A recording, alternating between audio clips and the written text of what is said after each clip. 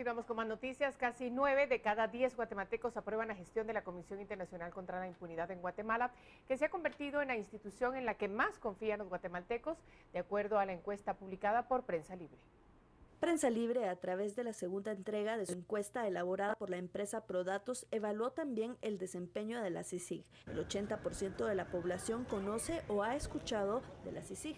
Casi 9 de cada 10 guatemaltecos que conocen a la comisión o han oído hablar de ella creen que la CICIG está haciendo una buena labor y casi 7 de 10 confían en ella. En los últimos 3 meses, la comisión ha revelado escándalos de corrupción que han terminado en la captura de funcionarios de Estado, incluso orillando a la renuncia de Roxana Valdetti de la vicepresidencia. Entre todas las instituciones evaluadas, es la CICIG la que tiene el nivel más alto de confianza, con 66%, seguido muy de cerca de las iglesias católica y evangélica con 64%, los maestros con 61%, las universidades con 60% y el ejército con 50%. Más abajo en la escala de 40-30 de confianza están las organizaciones internacionales, el alcalde de la comunidad, líderes comunitarios y el Tribunal Supremo Electoral. Los que sufren de menor confianza, según el estudio científico, son los empresarios, la policía, los organismos de justicia, sindicalistas, partidos políticos, diputados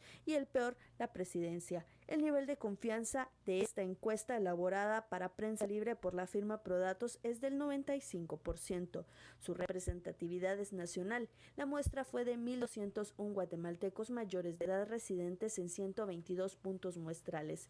Margen de error es de más o menos 2.8%. La información fue recopilada de 27 de julio al 2 de agosto. Por una Guatemala en paz, Gladys Ramírez.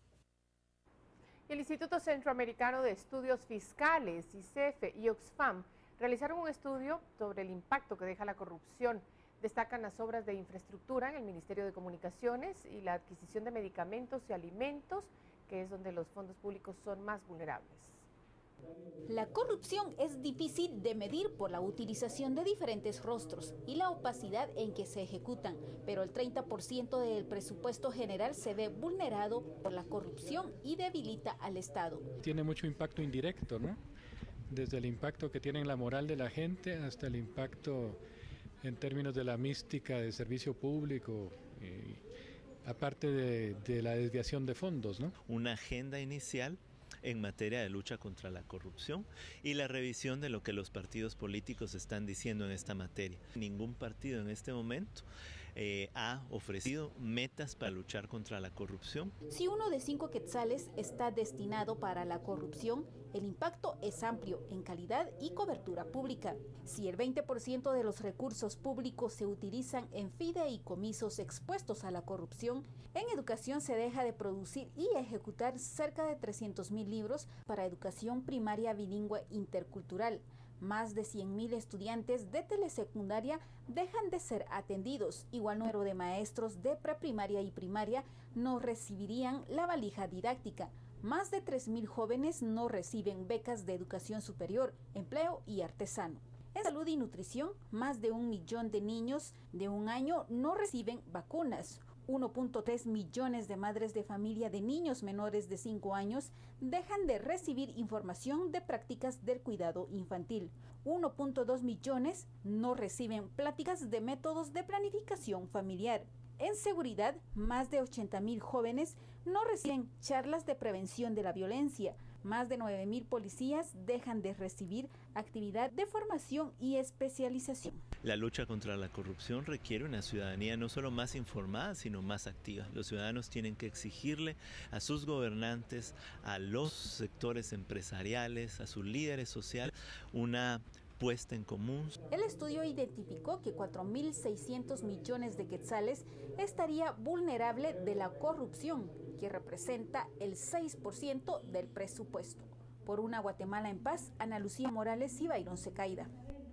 Cambios legales, compromisos de los partidos políticos y asumir la responsabilidad fiscal de los ciudadanos es parte de la lucha contra la corrupción. El estudio de ICEFI y Oxfam representa una agenda contra la corrupción, que van desde la necesidad de actualizar el marco legal. Tenemos un marco legal obsoleto y ambiguo en términos de lucha contra la corrupción. El otro elemento es la necesidad de fortalecer los órganos de control y los órganos de ejecución tanto del gasto público como de los ingresos.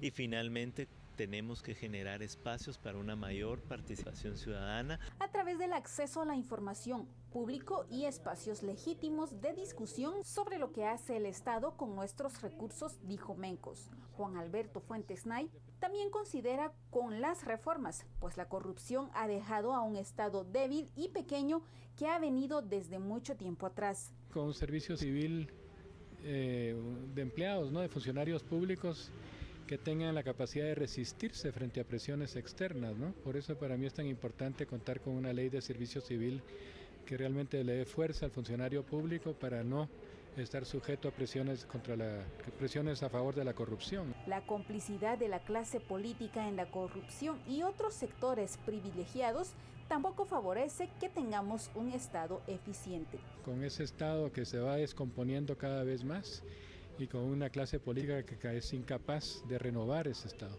Los políticos buscan el beneficio propio y captan recursos para sus ONGs y para financiar sus campañas políticas para mantener con poder permanente. Por una Guatemala en paz, Ana Lucía Morales y Byron Secaida. Y la falta de quórum y sanciones en el Congreso se han convertido en una constante que no permite que avance cualquier intento de aprobación de ley, a menos que se ajuste a los intereses de los legisladores. Quien pierde con esta forma maliciosa de legislar es la sociedad en su conjunto. Miguel Salay con la siguiente nota. El pulso entre la ciudadanía y los diputados se inclinó por el lado de los legisladores. Casi 4 meses han pasado de constantes protestas de la mayoría de sectores de la sociedad guatemalteca que exige cambios urgentes en diferentes leyes, principalmente a la ley electoral y de partidos políticos. La solución de los diputados para sacudirse la presión de aprobar las reformas es más sencilla de lo que parece: reportarse enfermo o presentar una excusa ante la junta directiva para no asistir a trabajar. Recién, 36 diputados enviaron excusas por supuestamente sufrir quebranto de salud al mismo tiempo, y este martes se ausentaron alrededor de 80, incluyendo a todos los diputados del partido líder, por lo que algunos congresistas hicieron sus propias interpretaciones. Cuando aparece con negro el tablero es porque son excusas presentadas, que van a aparecer ya un montón de excusas. Debe haber fiebre tifoidea en algunos partidos, se le está pegando a todos.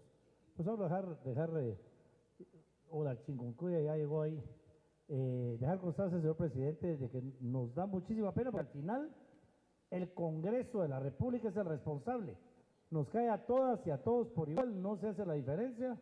La chibolita sigue estando de este lado y seguimos nosotros siendo los irresponsables o las irresponsables. Amílcar Pop aseguró que se puede proceder incluso de manera penal contra los diputados ausentes, pues incurren en delitos. Hemos identificado 2 delitos, que es incumplimiento de deberes y el delito de falsedad de varios diputados que han presentado excusas falsas. Por lo tanto, la Junta Directiva tiene que presentar la denuncia para que se inicie el proceso del retiro de inmunidad o antejuicio de más de 80 diputados. Ante estos señalamientos, el presidente del Congreso de la República se lavó las manos, aduciendo que no puede hacer nada en contra de la ausencia de los legisladores, toda vez presenten excusa. Media vez esté presentando excusa, no podemos hacer nada. ¿Pero todas son por fuerza mayor? Todas pueden decir que por enfermedad, que por lo que sea. O sea, eso lo dice la ley. No lo digo yo, o sea, eso en el artículo 63, creo yo, ahí está. Lean y ahí van a darse cuenta. ¿El incumplimiento de deberes no cabe dentro de esta posible sanción? Porque hay excusas, señor. Hay excusas.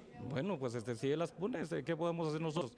No tenemos nosotros ninguna potestad, según la ley, para ir y verificar si el señor está o no está. O sea, puede faltar el año completo con excusas y no importa porque no se le puede poner. Pues sí. El expresidente del Congreso, Roberto Alejos, asegura que sí es posible aplicar sanciones y reducción de salarios por las faltas de los padres de la patria.